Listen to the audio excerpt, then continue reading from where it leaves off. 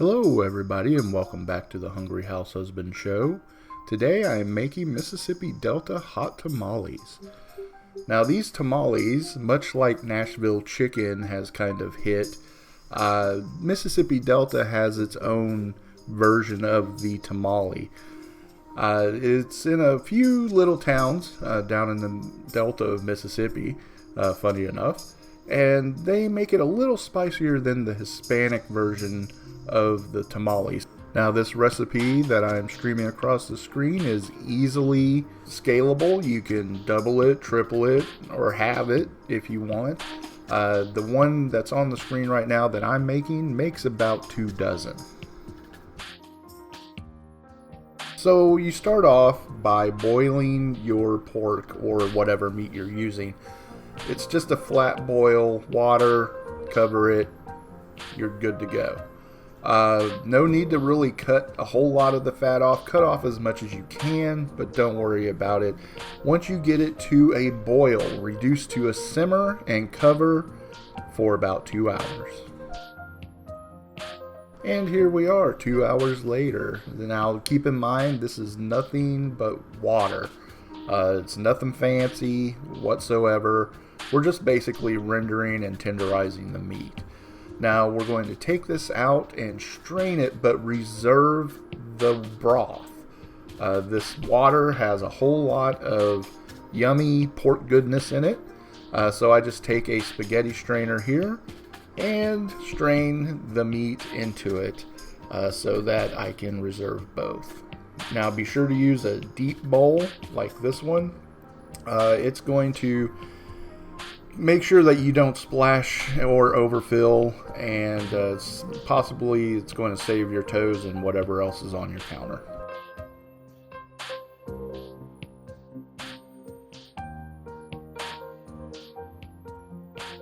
Now don't freak out about the level of grease in here. You're going to actually need that for flavor later. The amount of fat that's left on the pork, you can see kind of jiggling away there. We're going to get rid of that here in the next step.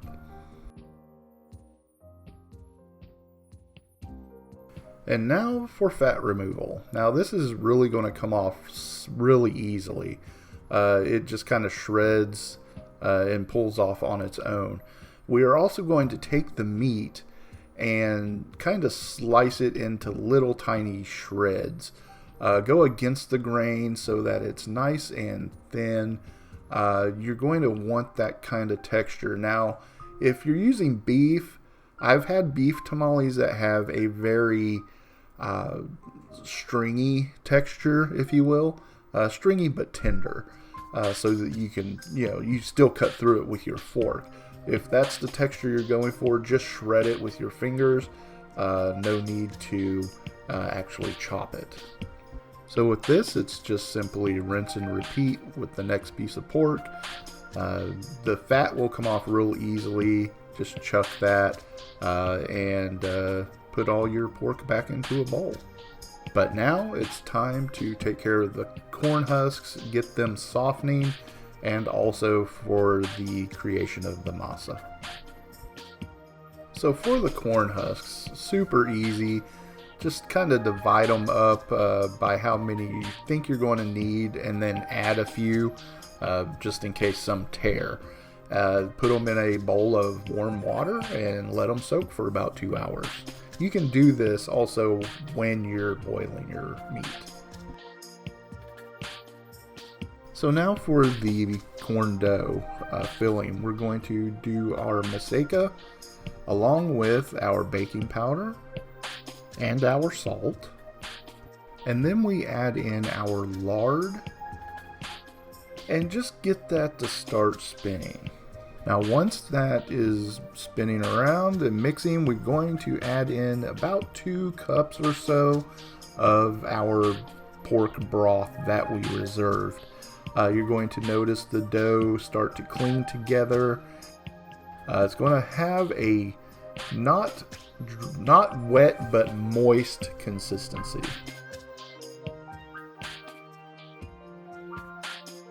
Now to finish up our filling, we need to put about 1/3 of a cup of hot oil into a pan and add our onion and our garlic. We're going to let this go in a few minutes until it's nice and translucent. And at this point, the onions are nice and done. We are going to add in our spices. I just kind of chucked them all in a bowl and just threw them all in at once, but they are each in there and accounted for. Go ahead and stir this up. This is where the smell of the tamales is going to hit you. Where what you're spending all this time making and creating is going to actually come to life. It's the goal line is right in front of us. It's almost time. All right. So this is a lot to do to make, something for dinner, but it's definitely worth it in the end. You'll see. And now we're going to add in all of our wonderful pork that's been nice and rendered and chopped into little teeny tiny pieces. Stir that up, and we're going to let this simmer for a bit, just until the meat is warmed through, about 10 minutes or so. Alright, time to assemble the tamales. So start off with your tamale. We're going to go ahead and grab about 2 tablespoons, give or take, of the masa flour. Now I'm doing this with my hands. I did try to do it with a spoon and be all nice and sanitary and clean about it, but it just doesn't work. It will stick to your spoon and make a mess. So go ahead, reach into the bowl with your fingers, grab a little bit of the dough. It's not going to stick to your fingers, it will stick to just about anything else. Blot the tamale husk, the corn husk that's been soaking, and just kind of pat it and smear it around with your fingers. Now it's kind of like almost a Play-Doh type consistency, should be perfect. And just kind of get it as flat as you can. Now try and keep it about a 1/2 inch to 1 inch away from the sides of the corn husk, and any extras can be kind of smeared around like this and just pat it into place. I know this looks a little off-putting, but it really is the easiest method. Just make sure your hands are clean and everything is good. Now we're going to take our filling, and we're going to take about 2 spoonfuls maybe, and kind of put it in a line in the center of your masa. Now you don't want a whole heck of a lot in here because you do have to still roll this thing. Once you roll it over, make sure that the meat filling is as encapsulated as possible, and then fold. Now if you get a little split or anything like that, just take a little bit of extra corn husk and put it over. Fold the bottom up like that and put it in your tray or whatever it is you're going to keep these things in before you boil them. And that's it. And now to get these bad boys cooked, I'm going to take my deep pan that I did my pork in, and you just kind of lay them in flat like this. Now, very important, you do not want them to fall over, and you want to make sure that they are as sealed as they can possibly be. If you get a flap acting like that, just fold it, flip it over, push it down. Gravity will do the work for you. Try and keep them as sealed as possible.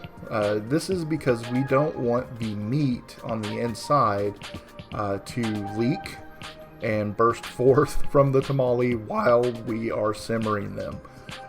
We are going to simmer them in the broth along with a few extra spices added for about 45 minutes here in just a little bit. I'm going to show you that next. But go ahead, pack them into a pot like this, and any extra room can be taken up with a glass bowl or more wadded up corn husks, whatever you happen to have laying around that you don't mind boiling. Now for our simmering liquid, we are going to add some chili powder, some cumin, and some cayenne into our broth and just give it a good whisking. Once it's nice and combined, we are going to go ahead and pour that in over the empty spot in our pot. So right where the tamale husks are just kind of sitting by themselves. Now, since your liquid probably won't be enough to go high, we want to bring this liquid about, say maybe an inch or so from the bottom if we can. Just fill up the rest with water and bring this to a boil. Once it's boiling, go ahead, reduce it to a simmer, cover it, and let it go for about 1 hour until the cornmeal pulls away from the corn husk easily. And there you have it, Mississippi Delta hot tamales. Nice and spicy with the cayenne, great flavors from the corn masa. It's very tender. The meat was very tender and flavorful. I just ate them straight from the wrapper, from the husk.